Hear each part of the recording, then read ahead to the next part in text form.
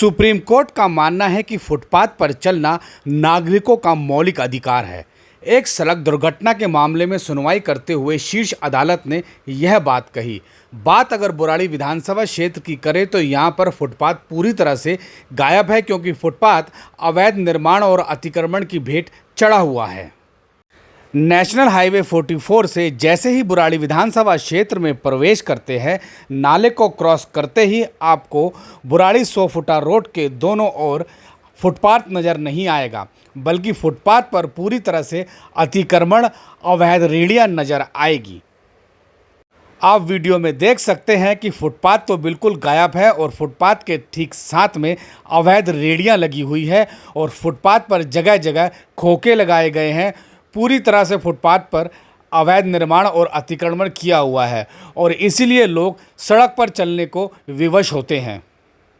इसके बाद जब बंगाली कॉलोनी पुलिया से आगे बढ़ते हैं संतनगर की तरफ, तो दोनों ओर फुटपाथ पर बुरी तरह से कब्जा है, बल्कि फुटपाथ पर इतनी रेहड़ियां लगी हुई है कि 1 इंच जगह भी आपको खाली दिखाई नहीं देगी। इसके बाद बाबा कॉलोनी से लेकर दरोगा मार्केट होते हुए जनता मेडिकोस और उससे आगे भी आपको दोनों ओर 100 से अधिक अवैध रेहड़ियां लगी हुई दिखाई देगी। परंतु दिल्ली नगर निगम से लेकर लोक निर्माण विभाग और स्थानीय पुलिस इसके खिलाफ कोई भी कार्यवाही करने को तैयार नहीं है। हालात यह है कि फुटपाथ बुराड़ी विधानसभा क्षेत्र में पूरी तरह से खत्म हो चुका है। मुकुंदपुर चौक पर भी ठीक ऐसे ही हालात देखे जा सकते हैं।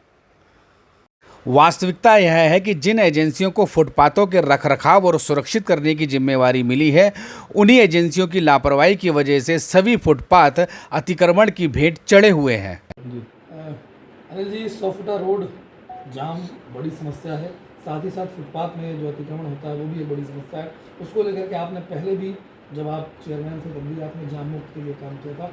क्या होना चाहिए, किस तरीके से इस समस्या का समाधान होगा? देखिए, 2017 में जब मुझे चेयरमैन बनाया गया तो तब मैंने बहुत युद्ध स्तर पे उसको किया और फुटपाथ भी बनवाए, सारा एंक्रोचमेंट मैंने तोड़ा और उस टाइम हमने गाड़ियाँ भी उठा उठा के बंद की, बसें भी बंद की, ट्रक भी बंद किए और अधिकारियों का सपोर्ट भी मिला। अब क्या है कि उसके बाद काफ़ी लंबे समय तक सही रहा, पर लेकिन अब मुझे दूसरी बार भी चेयरमैन बने गया तो उसमें मुझे 5 महीने का टाइम मिला और उसमें मैं कुछ कर नहीं पाया। तो कम से कम हमें 1 साल का समय तो मिलता। तो इसके लिए हम अब भी प्रयास करते रहते हैं समय समय पर कि एंक्रोचमेंट को हटाया जाए, अधिकारियों से कहते रहते हैं और हमारी कोशिश है कि इसको हम साफ करेंगे। सुप्रीम कोर्ट का फैसला भी आया है कि अतिक्रमण जिस तरीके से किया जा रहा है उसको हटाया जाए और आम जनता के लिए खोला जाए। उसको लेकर कितना सही समझते हैं? इसमें जब तक पुलिस कमिश्नर, एमसीडी कमिश्नर ये अगर सख्ती से अपने अधिकारियों को आदेश नहीं देंगे तब तक ये संभव नहीं है। सबसे ज़्यादा एंक्रोचमेंट लगने में पुलिस का हाथ है, क्योंकि पुलिस की मर्जी के बगैर ना कोई एक ईंट लगा सकता और ना ही कोई एक रेहड़ी लगा सकता। जितने भी एमसीडी साफ़ कर देती है रेहड़ियों को, उसके बाद वो फिर लगा लेते हैं। उस साफ़ करने के बाद उसकी देखभाल के रोड पे एंक्रोचमेंट ना हो तो पुलिस को करना चाहिए।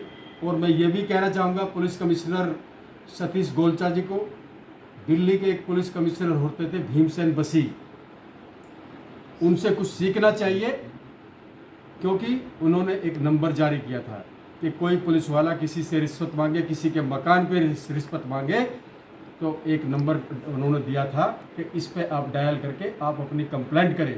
पर लेकिन भीमसेन बसी के बाद किसी भी पुलिस कमिश्नर ने वो नंबर नहीं दिया। मैं बड़ी सख्ती से कहना चाहता हूँ, जितनी रेहड़ी पटरी, जितने एंक्रोचमेंट, इन सब की दोषी पुलिस है, क्योंकि एमसीडी वाले आते हैं उस टाइम वो भाग जाते हैं, उसके बाद तो पुलिस ही रहती है। और सिर्फ पुलिस से इसलिए लोग डरते हैं कि पुलिस की एक वर्दी दी हुई है, आप कितनी भी फोर्स बुला सकते हो, सिविलियन क्या करेगा इसमें? तो पुलिस का इसमें बहुत बड़ा अहम रोल है। पुलिस के बगैर तो आदमी कुछ भी नहीं कर सकता। जब भी कोई हम एंक्रोचमेंट तोड़ते हैं तो पुलिस की मदद लेते हैं, तो इसमें पुलिस की जिम्मेदारी तय की जाए और जो पुलिस वाले रेहड़ी लगवाते पकड़े जाए उनके खिलाफ कानूनी कार्रवाई होनी चाहिए।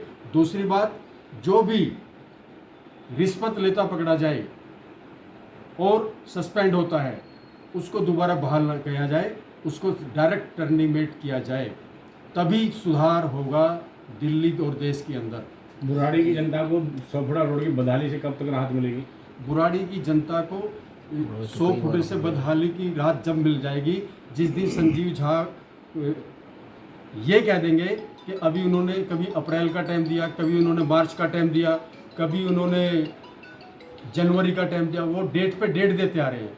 उनको पता होना चाहिए, उनको मना करना चाहिए जब उनके हाथ में नहीं है। अब उन्होंने जून की डेट दे रखी है, जिस दिन वो मना कर देंगे हम अपनी पार्टी पर दबाव बनाएंगे। ठीक।